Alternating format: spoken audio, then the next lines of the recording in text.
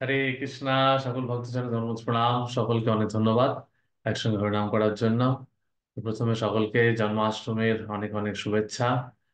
তো আজকের এই শুভ তিথিতে, অত্যন্ত পাবন তিথি, মাধব তিথি, মাধব তিথি ভকতি জননী যতনে পালন করি। তো অত্যন্ত গুরুত্বপূর্ণ মাধব তিথি, সবচেয়ে গুরুত্বপূর্ণ মাধব তিথি জন্মাষ্টমী। তো এই জন্মাষ্টমী উপলক্ষে আমরা আজকে একটি বিশেষ আলোচনা করব। আমরা বোঝার চেষ্টা করব যে এই জন্মাষ্টমীর মাহাত্ম্য কি, এবং এই জন্মাষ্টমী কতটা বিরল। তো সেটা আমরা বোঝার চেষ্টা করব। হ্যাঁ। তো শ্রীকৃষ্ণ কখন ধরাধামে অবতীর্ণ হন? হম তো এটা হচ্ছে প্রশ্ন। যে আমরা বোঝার চেষ্টা করছি যে এই যে জন্মাষ্টমী, আমাদের মনে হচ্ছে তো প্রতি বছরই জন্মাষ্টমী আসছে, প্রতি বছরই আমরা জন্মাষ্টমী পালন করছি। কিন্তু জন্মাষ্টমী বিষয়টা অত সহজ নয়। যে আমরা এই যে জন্মাষ্টমী পালন করার সুযোগ পাচ্ছি, হ্যাঁ, এইটা কতটা বিরল এবং কতটা বড় একটা সুযোগ, মানে কতটা যে বড় সুযোগ আমরা পাচ্ছি জন্মাষ্টমী পালন করার, সেটা আমরা যদি একটু অনুধাবন করি তাহলে বুঝতে পারবো যে এটা একটা, মানে ভগবানের একটা অদ্ভুত কৃপা আমাদের উপরে বর্ষিত হয়েছে, এবং আমাদের এই সুযোগটা আমাদের দিয়েছেন ভগবান। তাই এমনি ভগবদ্গীতা ভগবান কি বলছেন? যদা যদা হি ধর্মস্য গ্লানির্ভবতি ভারত অভ্যুত্থানম অধর্মস্য তদাত্মনাং সৃজম অহম। তা এটা ভগবান বলেছেন যে যখনই ধর্মের গ্লানি হয়, হ্যাঁ, অধর্মের অভ্যুত্থান হয়, তখন তিনি আসেন। পরিত্রাণায় সাধুনাম বিনাশায় চ দুষ্কৃতম ধর্ম সংস্থাপনার্থায় সম্ভবামি যুগে যুগে। তো তিনি বলছেন তিনি যুগে যুগে অবতীর্ণ হন। ঠিক আছে। কিন্তু এখানে আচার্যরা বলছেন ভগবান শ্রীকৃষ্ণ স্বয়ং প্রতিযুগে অবতীর্ণ হন না। তার বিভিন্ন অবতারগণ, লীলা অবতার, যুগ অবতার ইত্যাদি অবতীর্ণ হন। তিনি ব্রহ্মার একদিনে একবার মাত্র অবতীর্ণ হন। এখন এটা হচ্ছে একটা গুরুত্বপূর্ণ বিষয়। যে ভগবান যদিও বলেছেন যে তিনি অবতীর্ণ হন, যুগে যুগে তিনি অবতীর্ণ হন, কিন্তু তিনি বলতে স্বয়ং ভগবান অবতীর্ণ হন না। স্বয়ং ভগবান, হ্যাঁ, ব্রজেন্দ্র নন্দন ভগবান কিন্তু অবতীর্ণ হন না প্রতি যুগে যুগে। হম ও তার বিভিন্ন অবতারগণ অবতীর্ণ হন। এখন তাহলে এই স্বয়ং ভগবান কখন অবতীর্ণ হন? তিনি একবার ব্রহ্মার একটা দিনে একবার মাত্র অবতীর্ণ হন। এবং সেইটা আমরা যদি বোঝার চেষ্টা করি যে ব্রহ্মারই একদিনের যে যে সময়কাল, এই সময়কালটা কতটা বিশাল। এবং সেই সময়কালের মধ্যে যে একবার যে যে সময় একবার অবতীর্ণ হন, সেই সেই অবতীর্ণ হয়েছিলেন ভগবান এই দাপর যুগে, আজ থেকে 5,000 কিছু বছর আগে। তা আমরা বোঝার চেষ্টা করব যে এইটা ব্রহ্মার একদিনের এই যে বিশাল সময়কাল, সেই সময়কালে একবার অবতীর্ণ হয়েছেন। আর সেই একবার যে অবতীর্ণ হয়েছেন তার পরবর্তী যে কলিযুগ, সেই কলিযুগে আমরা এসেছি এবং আমরা এই সুযোগটা লাভ করছি। আমরা তাহলে বিরলতা বুঝতে পারবো যে ভগবানের অবতীর্ণ হওয়া, স্বয়ং ভগবানের অবতীর্ণ, ভগবান অবতীর্ণ হচ্ছেন, ভগবানের অবতারগণ অবতীর্ণ হচ্ছেন, কিন্তু স্বয়ং ভগবান যিনি অবতারই, তার অবতরণ হওয়ার ঘটনাটি অত্যন্ত বিরল। এবং আমরা সেই অবতরণের খুব কাছে, তার সেই ধরাধামে অবতীর্ণ হওয়ার, হ্যাঁ, যে ঘটনা ঘটেছিল, সেই ঘটনার সঙ্গে আমরাও যে আছি আজকে এই কলিযুগে, সেটার কিন্তু সময়কাল খুব একটা, মানে ব্রহ্মার একদিনের সময়কালের তুলনায় সেটা কিছুই নয়। যেন মনে হচ্ছে গত কয়েকদিন আগে ভগবানের অবতার। আমরা যদি বোঝার চেষ্টা করি যে ব্রহ্মারই একদিনের সময়কালটা কত, ব্রহ্মার একদিনের সময়কালটাকে এখানে শাস্ত্রের ভিত্তিতে আমরা বোঝার চেষ্টা করব যে সেটা কতটা বিশাল একটা সময়। সত্য, ত্রেতা, দাপর ও কলি, এই 4 যুগকে এক দিব্য যুগ বা চতুর্যুগ বলা হয়। 71 চতুর্যুগে এক মন্বন্তর হয়। তাহলে এই যে সত্য, ত্রেতা, দাপর, কলি, এইভাবে চক্রাকারে যুগের পরিবর্তন ঘটছে। ঠিক আছে। এই যে যুগের পরিবর্তন ঘটছে, এই 4টে যুগকে নিয়ে একটা দিব্য যুগ বা চতুর্যুগ বলা হয়। এবং এই রকম 71টা চতুর্যুগ নিয়ে একটা মন্বন্তর হয়। 71টা চতুর্যুগ নিয়ে একটা মন্বন্তর হয়। এবং এই রকম মন্বন্তর যখন 14 বার হয়, তখন ব্রহ্মার একদিন সম্পূর্ণ হয়। তাহলে এক মন্বন্তর মানে হচ্ছে 71টা চতুর্যুগ বা 71টি দিব্য যুগ, যে কোনো একটা কিছু বলা যেতে পারে। এরপরে হচ্ছে 14 মন্বন্তর। এবার 71টা চতুর্যুগকে, চতুর্যুগটা একটা মন্বন্তর হচ্ছে, তাহলে এবার 71 চতুর্যুগকে আমি যদি 14 মন্বন্তর দিয়ে গুণ করি, তাহলে আমি কি পাবো? ব্রহ্মার একদিন পাবো। এই ব্রহ্মার একদিন কি বলা হচ্ছে? 9,000, 994 চতুর্যুগ, বা কখনো কখনো এটি, হ্যাঁ, 1,000 চতুর্যুগও বলা হয়। হুম। ভগবত গীতার আমরা যাচ্ছি, ভগবত গীতাতে 8 নম্বর অধ্যায় ভগবান এই সম্বন্ধে বলছেন। 8 নম্বর অধ্যায়ের কোন শ্লোকটা একবার দেখে নিচ্ছি। 8 নম্বর অধ্যায়, সেখানে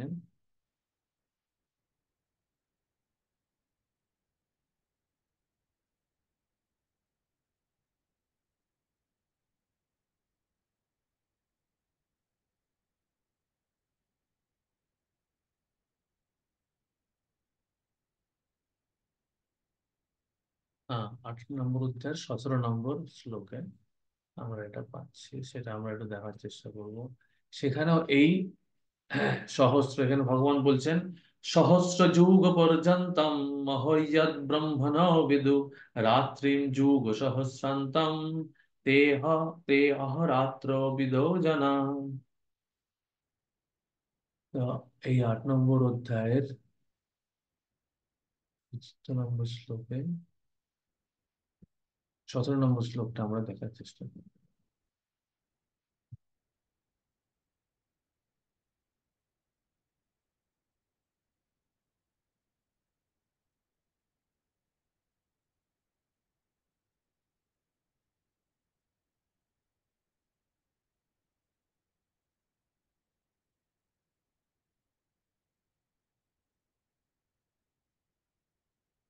তাহলে আমরা বুঝতে পারবো এই যে 994 চতুর্যুগের জায়গায় কেন এই যে এখানে আলোচনা করেছেন প্রভুপাদ।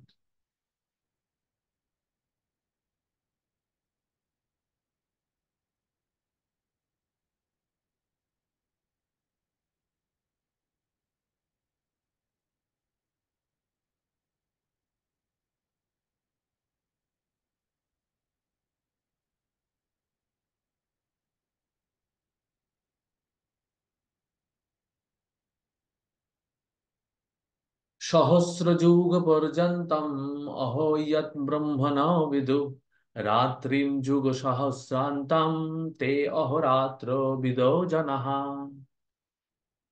তো এখানে বলা হচ্ছে, অনুবাদ,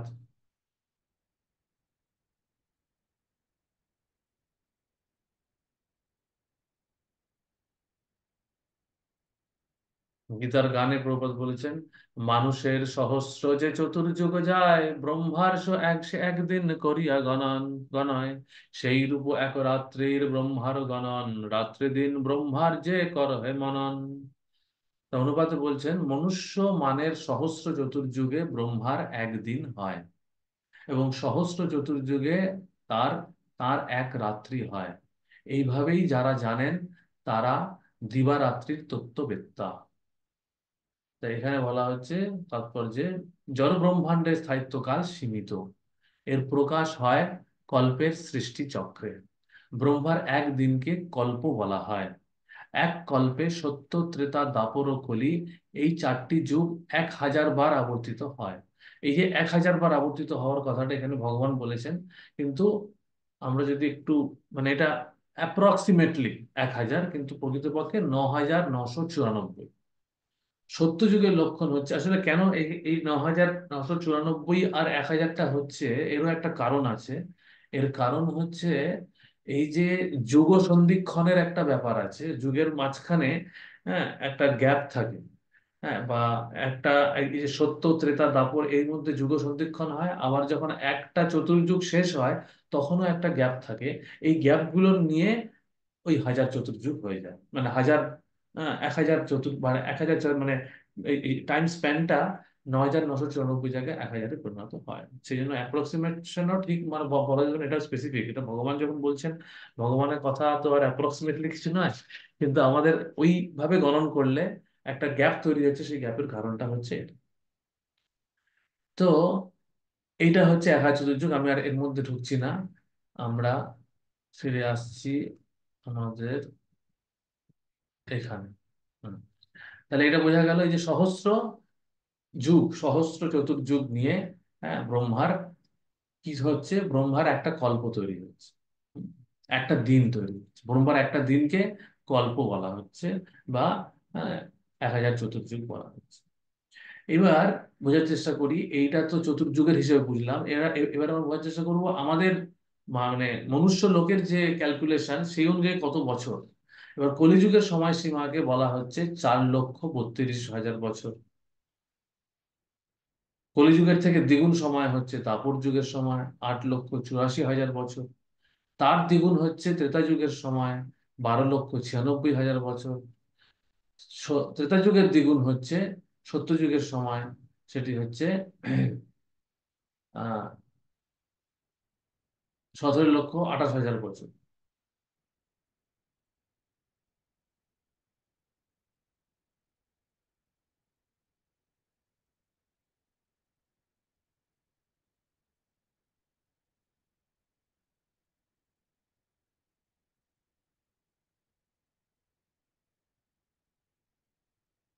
এখানে একটু কিছুটা লেখাটা ভুল হয়েছে। এটা হবে 25,92,000 বছর। এটা এটা লেখাটা ঠিক হয়নি।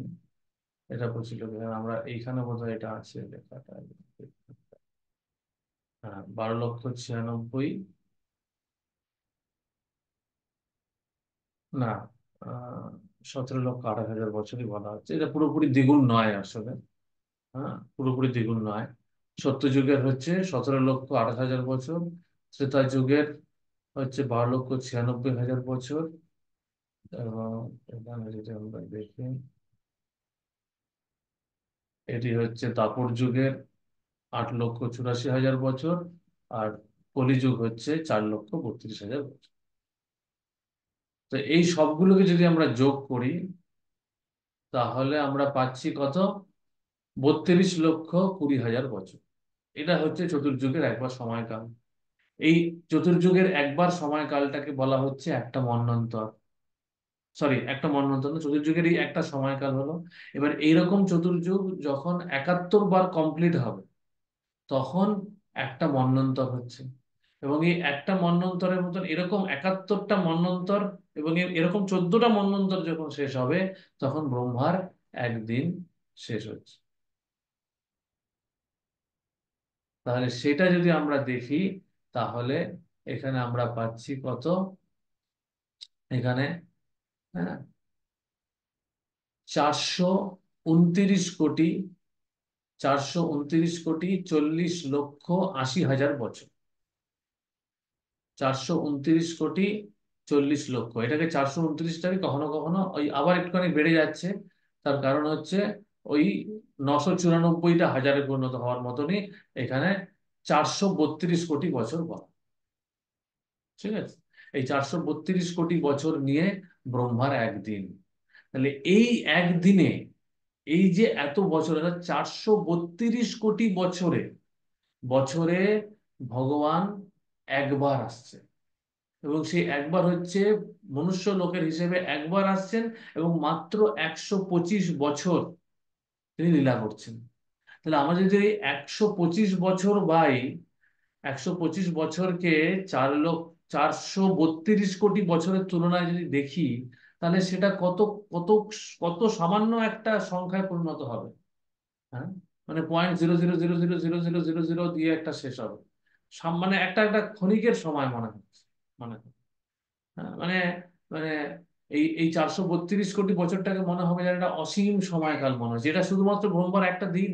এরকম এরকম আবার একটা রাত্রি, এইরকম 100 বছর ব্রহ্মা বাঁচছে। তাহলে ব্রহ্মা প্রতিদিনই একবার করে ভগবানের স্বয়ং ভগবানকে দর্শন করছে। স্বয়ং ভগবানের লীলা একবার করে হচ্ছে প্রত্যেকটা দিনে, মানে এই 432 কোটি বছরে একবার। আমরা পুরো ব্রহ্মার লাইফ স্প্যান ছেড়ে দিন, আমরা শুধুমাত্র ব্রহ্মার একদিনের সময়কালটাকে চিন্তা করি। এবার এই যে একদিনের এই সময়কাল, এই সময়কালের মধ্যে কখন আসছেন ভগবান, প্রশ্ন হচ্ছে এবার সেটা। যে এখানে তো আমরা দেখতে পাচ্ছি তাহলে 1000 চতুর্যুগের পরিবর্তন হচ্ছে। 1000 চতুর্যুগের মধ্যে নিয়ে হচ্ছে এই 432 কোটি বছর। এই যে 1000 চতুর্যুগ বা সহস্র যুগ পর্যন্ত যেটা ভগবান বলেছেন, সেটা হচ্ছে 432 কোটি বছর। প্রভুপাদও এইরকমই একটা হিসেব এখানে দিয়েছেন ভাগবত গীতার তাৎপর্যে। হুম,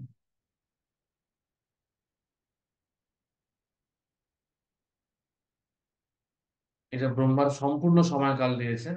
সম্পূর্ণ সময়কালটা হচ্ছে এত বছরের সমান। হুম, সম্পূর্ণ সময়কালটা মানে হচ্ছে ওই 432 কোটি বছর ইন্টু 365 ইন্টু 100।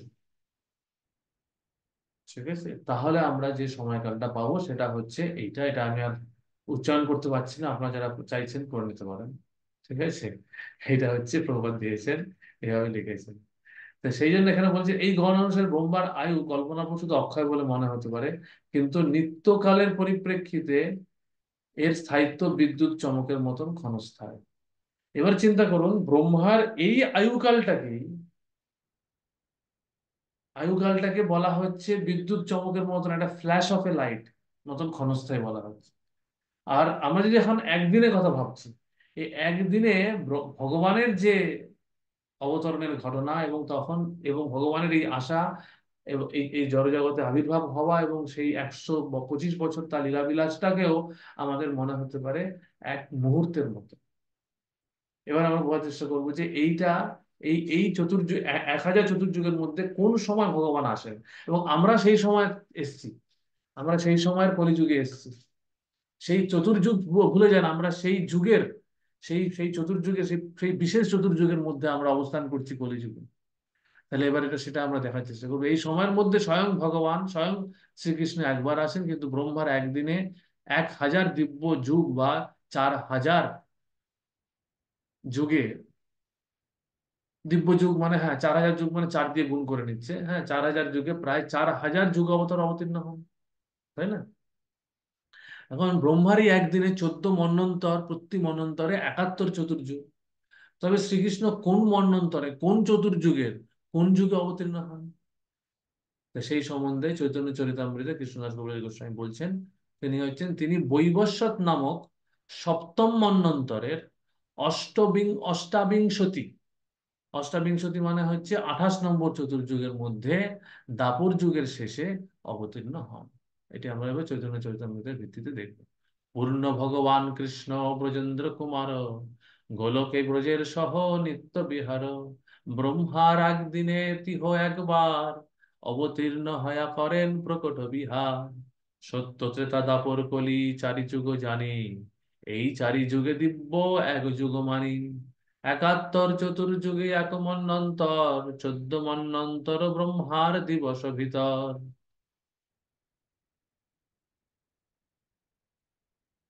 বৈবস্বত নাম এই সপ্তম মন্বন্তর, 27 চতুর্যুগে গেলে তাহার অন্তর। অষ্টাবিংশ অষ্টাবিংশ চতুর্যুগে দাপরেরও শেষে, ব্রজেরও সহিতে হয় কৃষ্ণেরও প্রকাশে। এটি চৈতন্য চরিতামৃতের আদি লীলা 3 নম্বর অধ্যায় 5 থেকে 10 নম্বর শ্লোকে এটি বর্ণনা করা হয়েছে, কৃষ্ণদাস কবিরাজ গোস্বামী বর্ণনা করেছে। তা আশা করি কিছুটা বোঝা গেল। তাহলে ভগবান এই জগতে 125 বছরের প্রকট লীলা বিলাস করছে।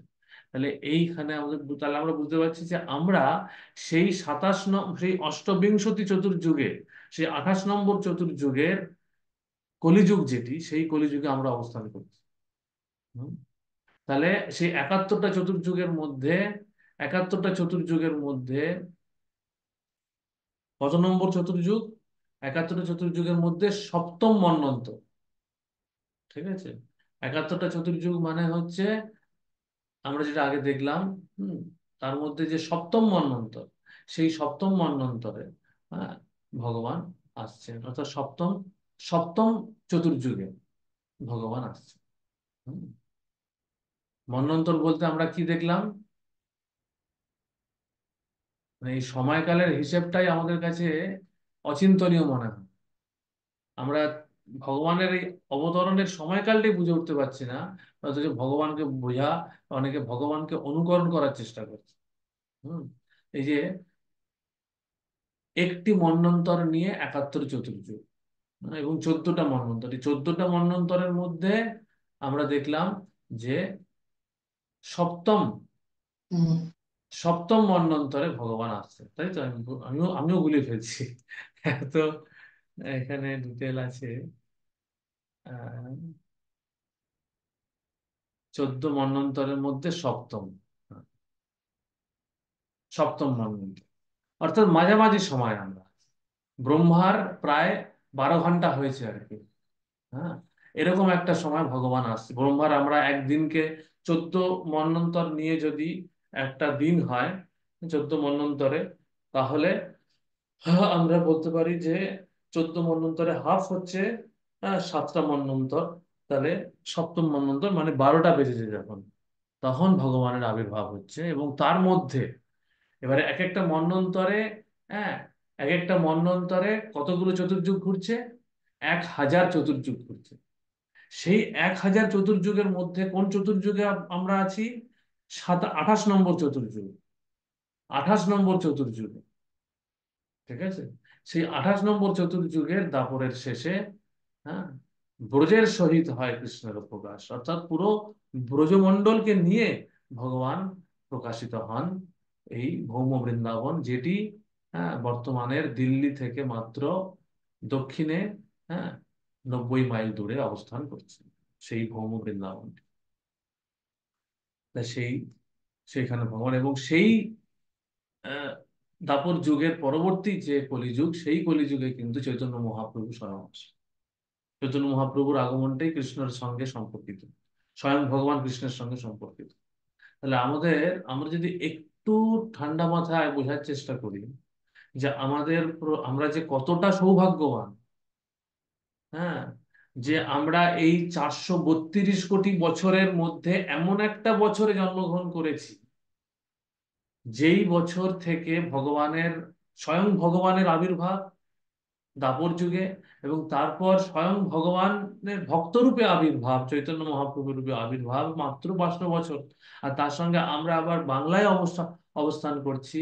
সেই বাংলাতেই যেখানে আমরা অবস্থান করছি, সেখানেই স্বয়ং ভগবান ভক্তরূপে, ভক্ত ভাব অঙ্গীকার করে চৈতন্য মহাপ্রভু রূপে অবতীর্ণ হয়ে এই যুগ ধর্ম হরে কৃষ্ণ মহামন্ত্র তিনি প্রচার করেছেন এবং আমাদেরকে দিয়েছেন, যেটার মাধ্যমে, এই জন্যই আমরা এই হরে কৃষ্ণ মহামন্ত্র কিন্তু সব যুগে প্রাপ্ত হওয়া যায় না। এই যে যুগল মন্ত্র, এই যুগল মন্ত্র এই বিশেষ কলিযুগেই একমাত্র প্রাপ্ত হওয়া যায়। এবং যেই মন্ত্রের দ্বারা আমরা এই তার কারণ হচ্ছে 5000 বছর আগে, মাত্র মাত্র 5000 বছর আগে ভগবান এসে ব্রজ ব্রজলীলা, মানে ব্রজলীলা দর্শন করিয়েছেন। সেজন্য ব্রজলীলাতে প্রবেশ করার সুযোগ আমরা পাচ্ছি, যেটা কিন্তু সব যুগে থাকে না। সেই সুযোগ কিন্তু এমনকি প্রহ্লাদ মহারাজ এবং ধ্রুব মহারাজও পাননি। প্রহ্লাদ মহারাজ এবং ধ্রুব মহারাজ যেই যুগে এসেছিলেন, সেই যুগের তারক ব্রহ্ম মন্ত্র ছিল ওম নমো ভগবতে বাসুদেবায়। এই যুগল মন্ত্র ছিল না, এই ব্রজলীলায় প্রবেশ করার বিষয় ছিল না। তো এই জন্য আপনারা দেখবেন উপদেশামৃতের যে 11 নম্বর শ্লোকে, 11 নম্বর শ্লোকে এই যে রাধাকুণ্ডের দর্শন পাওয়া, রাধাকুণ্ডের নিকটে অবস্থান করা, রাধাকুণ্ডে স্নান করার যে সৌভাগ্য, সেটি কিন্তু প্রহ্লাদ, নারদ মুনি, এমনকি ধ্রুব মহারাজেরও প্রাপ্ত হন না। যেটা আমরা পাচ্ছি, তার কারণ আমরা এই কলিযুগে অবস্থান করছি বলে এত কাছে, মাত্র এর আগের দাপর যুগে ভগবান লীলাবিলাস করেছে। তাহলে এই যে জন্মাষ্টমী, এই জন্মাষ্টমী পালনের সঙ্গে যদি আমরা ভগবানের এই বিরলতার বিষয়টা একটু অনুধাবন করি, তাহলে আমাদের হৃদয় যদি, এটা অনুধাবন করার পরেও যদি আমাদের হৃদয় বিগলিত না হয় যে ভগবান কতটা কৃপাময় হয়ে আমাদেরকে এই কলিযুগে অবস্থান করার সুযোগ দিয়েছেন, তাহলে তাহলে আর আর আর কোনো কিছুই আমাদেরকে বিগলিত করবে না, আর কোনো কিছুই আমাদেরকে ভক্তিতে অগ্রসর হওয়ার ক্ষেত্রে সাহায্য করতে পারে না। কারণ এতটা বড় সুযোগ আমরা লাভ করছি, যেটা কিন্তু সহজে কখনোই পাওয়া যায় না। এই জন্য প্রভুপাদ এত আর্জেন্সি নিয়ে, প্রভুপাদের আপনি যখন প্রবচন শুনবেন, দেখবেন প্রভুপাদের কণ্ঠস্বরের মধ্যে একটা আপতকালীন পরিস্থিতি, বলছে এইরকম সুযোগ দেওয়ার জন্য তার উদ্গ্রীবতা, তার ব্যাকুলতা তিনি প্রকাশ করছেন তার প্রত্যেকটি প্রবচনে, এবং তিনি যে তার যে প্রত্যেকটি গ্রন্থে তিনি যা লিখছেন। এবার আমরা দেখব যে ভগবান ঠিক 5,000 কত বছর আগে আবির্ভূত হয়েছেন, তারও ব্যাখ্যা এখানে দিয়েছেন শাস্ত্রের ভিত্তিতে।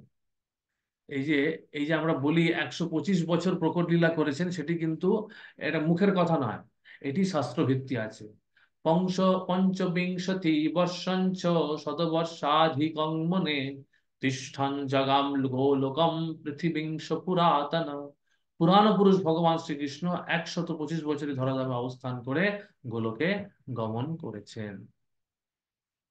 এরপর এই যে গোকুলকে গমন করার দিনটিও কিন্তু নির্ধারিত হয়েছে। সেটি হচ্ছে মাঘ মাসের পূর্ণিমাতে ইহধাম ত্যাগ করে অন্তর্ধান, যে যে মাঘী পূর্ণিমা, মাঘী পূর্ণিমার দিনটিতে তিনি স্বয়ং ভগবান কৃষ্ণ ধরাধাম থেকে অন্তর্ধান করেছেন। সেই দিনই কলিযুগের প্রবেশ হয়, এবং সেটি অ্যাস্ট্রোলজিক্যাল ক্যালকুলেশন অনুযায়ী সেটি কোন দিন, সেটিও কিন্তু এখানে আমরা দেখতে পাবো। সেই দিন ছিল শুক্রবার। হুম। আজকে শনিবার, সেই দিনটি ছিল শুক্রবার। শ্রীপাদ বিশ্বনাথ চক্রবর্তী ঠাকুর বলেছেন, মাঘশ্রী তেষু তেষু তদ অন্তর্ধানম কলি প্রবেশম। মাঘশ্রী মানে মাঘ পূর্ণিমা, সেই দিন ভগবান অন্তর্ধান করলেন এবং কলির প্রবেশ ঘটলো। এবং এর বর্ণনা ভাগবতমে আছে। অর্জুন, হ্যাঁ, অর্জুন যখন ফিরছেন, অর্জুন অর্জুন দ্বারকা থেকে, হ্যাঁ, ফেরার সময় বিভিন্ন প্রকার, হ্যাঁ, অশুভ সংকেত দেখতে পাচ্ছেন, এবং সেই থেকে তিনি বুঝতে পারছিলেন, এবং তিনি, হ্যাঁ, বুঝতে পারছিলেন যে ভগবানের অন্তর্ধান হয়েছে, তিনি বুঝতে পেরেছিলেন। পরবর্তীকালে সংবাদ আসে, কিন্তু তিনি লক্ষণ দেখে, হ্যাঁ, বুঝতে পেরেছিলেন। বিভিন্ন প্রকার অশুভ সংকেত আসছিল, দেখতে পেয়েছিলেন তিনি। তা সেই দিনটিকে গণনা করে দেখা যাচ্ছে যে খ্রিস্টপূর্ব 3101 একে কলিযুগের আরম্ভ হয়। 3101-এ, খ্রিস্টপূর্ব 3101। তাহলে বর্তমানে এটা বইটি যখন লেখা হয়েছে সেটি হচ্ছে 2009। তাহলে আমরা 2009-এর ভিত্তিতে হিসাব করব না, আমরা হিসাব করব 2025-এর ভিত্তিতে। তাহলে 3101 প্লাস 2025, হ্যাঁ, 2025 যোগ করলে কত হচ্ছে? যোগ করলে হচ্ছে 5126। ঠিক আছে, 5126। তাহলে এইটা হচ্ছে আমাদের বর্তমান এই সময় থেকে ভগবানের অন্তর্ধানের সময়। আর তাহলে ভগবান 125 বছর প্রকট লীলা করেছেন, তাহলে আমরা এর সঙ্গে 125 যোগ করলে কি পাবো? 5251 বছর আগে, 251 বছর আগে। হুম, 51 বছর পূর্বে, অর্থাৎ এই 2025 বছর, 2025-এর মাঘী পূর্ণিমা থেকে যদি আমরা হিসাব করি, 2025-এর মাঘী পূর্ণিমা থেকে যদি আমরা হিসাব করি, তাহলে ঠিক 5251 বছর আগে ভগবানের জন্ম হয়েছে। মাঘী পূর্ণিমা ফেব্রুয়ারি মাসে হয়। ফেব্রুয়ারি, মার্চ, এপ্রিল, মে, জুন, জুলাই, অগাস্ট, তাহলে 6 মাস। তাহলে 5251 বছর 6 মাস আগে ভগবানের আবির্ভাব হয়েছে। 4,32,00,000,000 বছর, 432 কোটি বছরের তুলনায় এবার চিন্তা করুন 5251 বছরটা কত। আমরা যদি ক্যালকুলেটরে করি, একটু দেখার চেষ্টা করি, আমরা কি সংখ্যা পাই দুটো রেশিও করলে। হুম, তাহলে আমরা বুঝতে পারবো যে আমাদের ভাগ্যটা কতটা ভালো। 432 কোটি, ও না, আগে 4 লিখবো না, আগে লিখবো 5251 বছর। 5251 ডিভাইডেড 432, 7টা শূন্য, তাই তো? 1 2 3 4 5 6 7।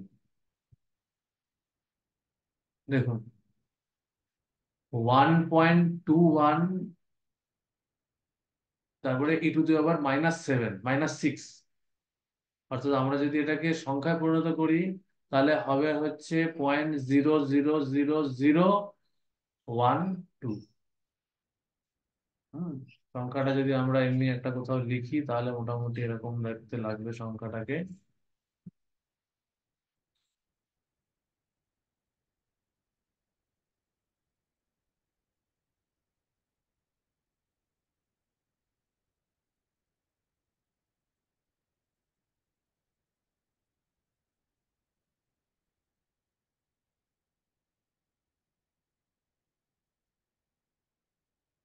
এইটা লিখলে আমাদের আসবে 0.00, ছটা শূন্য।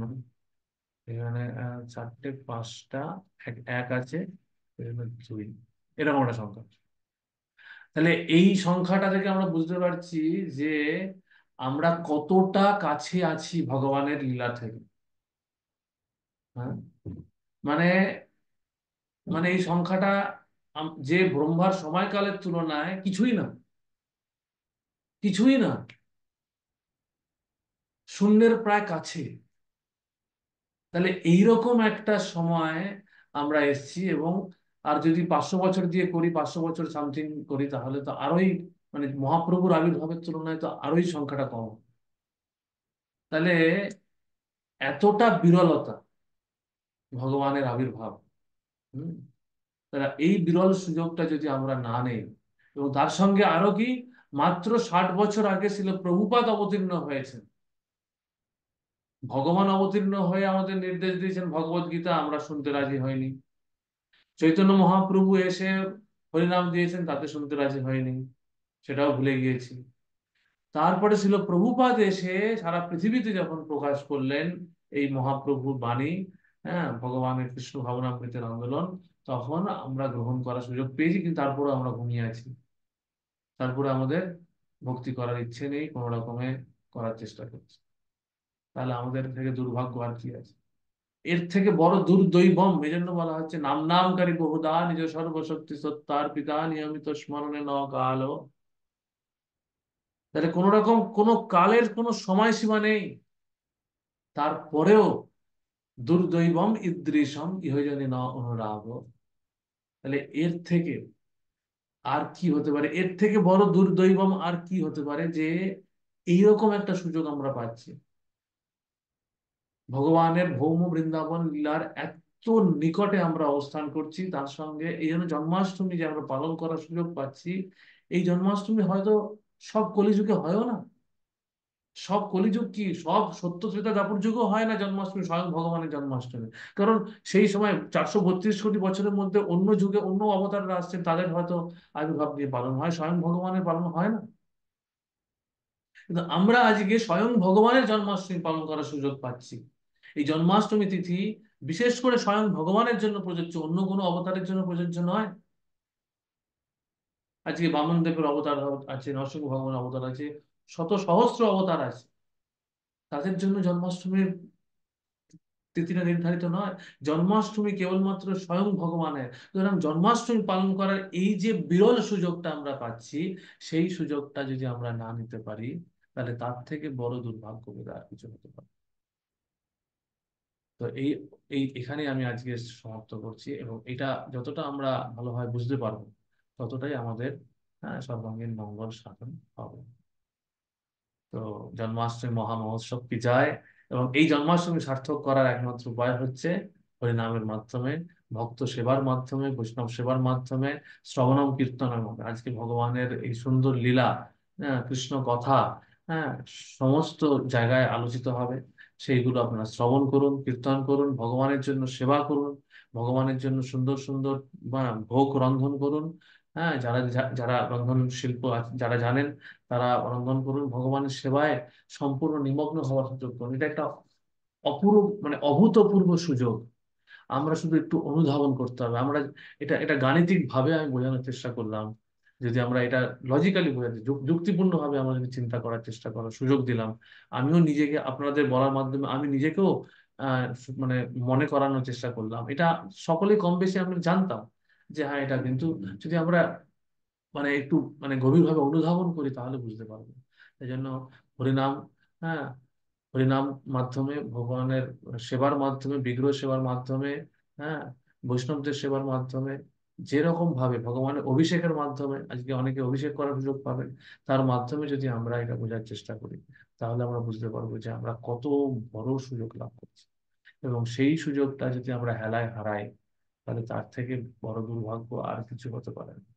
ওই জন্য বৈষ্ণবরা গেয়েছেন, যা মনুষ্য জন্ম পাইয়া রাধা কৃষ্ণ না বুঝিয়া জানিয়া শুনিয়া বিষ্ণু। এবং আমরা এই মনুষ্য জন্ম এবং কৃষ্ণ ভবনামৃতের সঙ্গে যুক্ত হওয়ার সুযোগ পেয়েছি এইরকম একটা সময়, যেটা একটা বিরল কলিযুগ। কলিযুগের এই বিরলতা যদি আমরা ভাবতে পারি, তার সঙ্গে তার আগের দাপর যুগের বিরলতা, ভগবানের স্বয়ং ভগবান আবির্ভাবের বিরলতা যদি আমরা ভাবতে পারি, তাহলে আমরা কত ভাগ্যবান। আমরা আজকে ব্যাংক ব্যালেন্স করার মাধ্যমে আমরা ভাবি নিজেকে ভাগ্যবান হচ্ছি। হ্যাঁ, আমাদের একটা ফ্ল্যাট হবে, 2 BHK 3 BHK, একটা বড় কিছু মানে ব্যাংক ব্যালেন্স রেখে যাব, সেটাকে আমরা বলি কত ভাগ্যবান। দেশে বিদেশে ঘুরতে যাওয়ার মাধ্যমে নিজেকে ভাগ্যবান মনে করি। কিন্তু এই ভাগ্যটা, এই সব তুলনায় এগুলো ঠিক আছে, জনজাগতিক ভাগ্য যেগুলো আমাদের প্রারব্ধ দ্বারা নির্ধারিত হয়ে আছে সেগুলো আমরা পাচ্ছি। কিন্তু আমরা যদি আমাদের পারমার্থিক ভাগ্যের কথা চিন্তা করি, আমাদের আমরা আমরা আমরা আজকে মনুষ্য জীবনে অবস্থান করছি এইরকম একটা কলিযুগে, যেই কলিযুগে স্বয়ং ভগবান হিসেবে চৈতন্য মহাপ্রভু অবস্থান মানে অবতরণ করেছেন মাত্র মাত্র 500 বছর আগে। এই কলিযুগ আরো এগিয়ে যাবে, 4,32,000 বছর, তখন কত পিছনে চলে যাবে। হ্যাঁ, এই 5,000 বছরটা, হ্যাঁ, 5,000 বছর, বছরটা 1,00,000 বছরে পরিণত হবে একটা সময়। 10,000 বছরের পরে তো আস্তে আস্তে করে মানে কোনো রকম কিছুই থাকবে না। পাঁচ পাঁচ মানে 10,000 বছর পরে কৃষ্ণ ভবনামৃত আন্দোলনের এই ব্যাপকতা থাকবে না, 10,000 বছর অব্দি এটা বাড়তে থাকবে শাস্ত্রের ভবিষ্যৎবাণী মধ্যে, তারপরে সেটার পতন হবে। তাহলে সেই সময় কি অবস্থা হবে? তাহলে আমরা যদি এই জন্মে নিজেদেরকে ভগবত ধামে ফিরিয়ে নিয়ে যেতে না পারি, তাহলে আমাদেরকে আবার ফিরে আসতে হবে এখানে। সেটা কি খুব ভালো বিষয় হবে?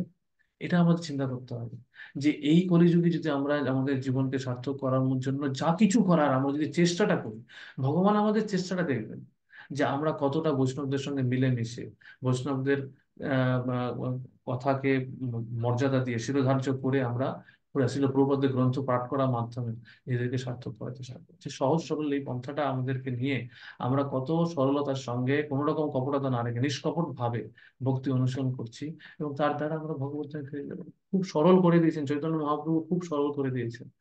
ভগবানকে প্রাপ্ত হওয়া, স্বয়ং ভগবানকে প্রাপ্ত হওয়ার এই সুযোগ আর আর একবার এবার আমরা যদি হারালে, প্রভুপাদ বলছেন যে একবার যদি আমরা এটা হারাই, তাহলে কয়েকশো কোটি বছরের গ্যাপ। কেন কয়েকশো কোটি বছরের গ্যাপ? চিন্তা করে দেখুন, এখান থেকে আমরা বুঝতে পারছি কেন প্রভুপাদ বলছেন কয়েকশো কোটি বছরের গ্যাপ। কেন প্রভুপাদকে পাঠিয়েছেন ভগবান? চিন্তা করে দেখুন একবার, প্রভুপাদের আগমন, আবির্ভাব আগামীকাল, এই আবির্ভাবটা যে কত মহান এই কলিযুগের জন্য, সেটা যদি আমরা ভাবতে না পারি, তাহলে আমাদের মতন দুর্ভাগ্য আর কেউ হবে না। বাইরের লোকেরা তো জানে না, আমরা জানার পরে যদি দুর্ভাগ্য মানে আমরা যদি সিরিয়াসলি না নিই ভক্তিটাকে, তাহলে আর কি হবে? তাই আসুন, এই জন্মাষ্টমীকে এই জন্মাষ্টমীতে আমরা এই সংকল্প নেই যে আমরা ভক্তি জীবনকে অত্যন্ত সিরিয়াসলি নেব। এটা হেলায় হাসি ঠাট্টা করে সময় কাটানোর সময় নয়। সময় খুব অল্প। এই কলিযুগের জীবনকালও কোনো ঠিক ঠিকানা নেই, কে কখন আসবো, কার কখন সময় আসবে। সুতরাং প্রত্যেকটা মুহূর্ত আমরা যেন কোনো রকম প্রকল্প না করি। যেটুকু সময় আমাদের হাতে আছে সেটুকু সময় আমরা যেন প্রভুপাদের গ্রন্থ অধ্যয়ন, আমরা প্রভুপাদের প্রবচন শ্রবণ করা, এবং প্রভুপাদের অনুগামী গুরুবর্গদের সেবা, তাদের কাছ থেকে শ্রবণ করা এবং হরিনাম করা, হরিনাম সংকীর্তন করা, গ্রন্থ বিতরণ করা, এর দ্বারা প্রভুপাদকে সন্তুষ্ট করার জন্য যাবতীয় করার আমরা চেষ্টা করতে থাকি। আর আর কিছু আমাদের ভাবতে হবে, আমাদের অন্য কোনো কিছু করার দরকার নেই। ছিল প্রভুপাদ সঙ্গে, এবং প্রভুপাদ বলছেন এই গ্রন্থ বিতরণের সেবা কত প্রভুপাদের প্রিয়। প্রভুপাদের নিজের গ্রন্থ পাঠ আমরা যেন করি, শুধুমাত্র গ্রন্থ বিতরণ না, প্রভুপাদ চেয়েছেন যে আমরা গ্রন্থ পাঠ করি এবং তারপরে বিতরণ করি। হ্যাঁ, তা সেই জিনিসগুলো আমাদের করতে হবে। হ্যাঁ, তাই এটা এটা মহাপ্রভু বলে গেছেন, হ্যাঁ, জন্ম সার্থক করি করি পরোপকার। আমাদের জন্ম সার্থক করতে হবে। ভারত ভূমিতে মনুষ্য জন্ম হইল যার, জন্ম সার্থক করি করি পরোপকার। ভারতবাসী হিসেবে এটা আমাদের কত বড় মানে সৌভাগ্য। আমরা এই ভারতবর্ষে জন্মগ্রহণ করার সুযোগ পেয়েছি। অনেকে ভাবি কোথায় এসে পড়লাম, এখানে কি আছে না আছে। হ্যাঁ, ভারতবর্ষে অন্য অনেক কিছুই হয়তো খারাপ, কিন্তু তার মধ্যে এইটা আমাদের বুঝতে হবে যে এইখানে এই ভারত ভূখণ্ডে মহাপ্রভুর আবির্ভাব হয়েছে, ভগবান স্বয়ং ভগবানের আবির্ভাব হয়েছে মাত্র দিল্লি দিল্লি থেকে এত কাছে। যে কোনো জায়গা থেকে, ভারতবর্ষের যে কোনো জায়গা থেকে মথুরায় পৌঁছানো এমন কিছু বেশি দূরত্ব নয়। হ্যাঁ, তা এই সুযোগটা যেন আমরা নেই, এবং আজকের এই জন্মাষ্টমীতে আমরা এই সংকল্প, দৃঢ় সংকল্প নেই, যেন আমরা আর একটি দিনও, আমরা যেন আর একটি মুহূর্ত, হ্যাঁ, অপচয় না করি, অপব্যবহার না করি।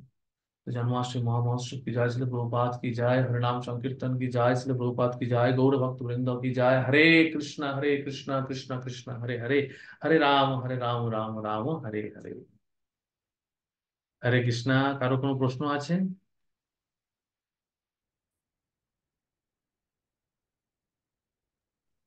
হরে কৃষ্ণ প্রভুজি, দণ্ডবত হরে কৃষ্ণা, প্রণাম। ধন্যবাদ, প্রণাম প্রভু। হরে আহ, কৃষ্ণ। খুব সুন্দর করে আপনি বোঝালেন, এই টাইম পিরিয়ডটা খুব গুলিয়ে যায় ব্যাপারটা। আগেও মানে পড়েছি, কিন্তু ব্যাপারটা অতটা সহজে মনে থাকে না। আর আজকে খুব ভালো লাগলো যে এই পুরো ব্যাপারটা আবার একটা রিভিশনের মতো হলো, এবং মানে একটা মানে অনুভূতি হলো যে আমরা কতটা ভাগ্যবান। তো আহ, মানে ওই আর কি, মানুষে হয় না যে মানে আমরা সবই জানি, কিন্তু তাও কেমন একটা ভুলে ভুলে যাই মানে কতটা ভাগ্যবান আমরা মানে। উই টেন টু ফরগেট যে না ঠিক আছে, আমরা কতজন তো এটা সুযোগই পাচ্ছে না যে এই জিনিসটা করতে হবে, বা হরিনাম শুনছে হ্যাঁ, কিন্তু ঠিক আছে সবাই তো করছে, এরা কি আর করছে এমন কিছু মানে এই আর কি। আমরা ভুলে যাই মানে সংসারের চাপ, মানে এটার চাপ, কলেজে কাজ, অফিসে কাজ, বাড়িতে ঝামেলা, হ্যাঁ ঠিক আছে করছি, একটা পরিণাম করে দিলাম। তো এটা কিন্তু সবার আমাদের মধ্যে হয়। তো আপনার আজকে খুব ভালো লাগলো। ভালো থাকবেন প্রভুজি। হরে কৃষ্ণ। ধন্যবাদ। হরে কৃষ্ণ। হ্যাঁ, আমাদের এই মনে রাখার জন্যই নিজেকেও, মানে আমিও নিজেকেও মনে করাচ্ছি, যাতে করে নিজের মধ্যেও সেই সিরিয়াসনেসটা আসে। সিরিয়াসনেসের কথা আরেকজনকে বলা সহজ, নিজের মধ্যে সেটাকে নিয়ে আসাটা অনেক কঠিন। আর কারো কোনো প্রশ্ন কিছু আছে? আজকে যেটা বলা হলো সেটা নিয়ে কিছু বুঝতে কোনো অসুবিধা নেই? ওকে, ঠিক আছে, আমরা তাহলে আজকে এখানে বিরাম দিচ্ছি। হরে কৃষ্ণ।